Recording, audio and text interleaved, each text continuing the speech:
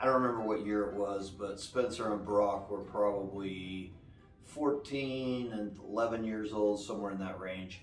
And we're driving home across West Texas. And so it's nighttime. So I decide, hey, let's have these guys watch Chainsaw Massacre, the Texas Chainsaw Massacre. So we put it on, it's in the truck. They're watching in the back, and they're scared to death. It's a scary movie, right? It's the new one. So we're watching Texas Chainsaw Massacre. We drive home, they watch the whole movie. They're all kind of freaked out, if you will. Now, to give you an idea, we live in East Texas, but we live in the backwoods. Like, in order to get to my place, the road dead ends at my ranch, and there's not a lot out there. At the time, we didn't even have the nice house that's out there now. We lived in this little old house that we had just purchased. So this had to be kind of 2008-ish, I guess, even.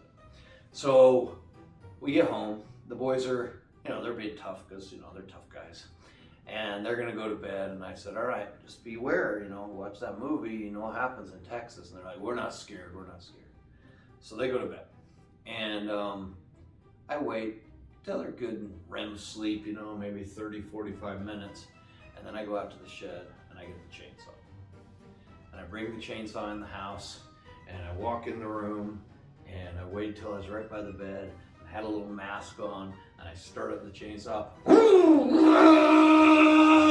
and they flew out of their beds. But it's bunk beds. One's on top, one's on bottom. Both of them fly out of the thing.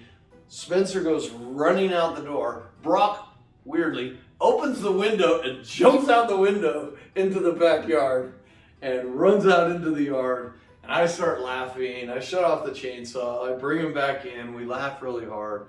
It was a great, awesome Halloween experience, except it wasn't quite over. So I said, all right, now you guys go to bed. I'm going to put the chainsaw away. I wasn't stupid enough to put it away where they could get it because, payback. So I put it in my room in the closet.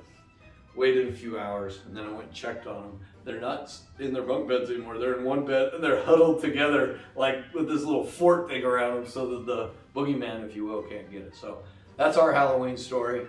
What's your favorite Halloween story? You should tell us. You should let it go on Living Every Minute and post it for us so we can say what's your favorite Halloween story, and we can all share together.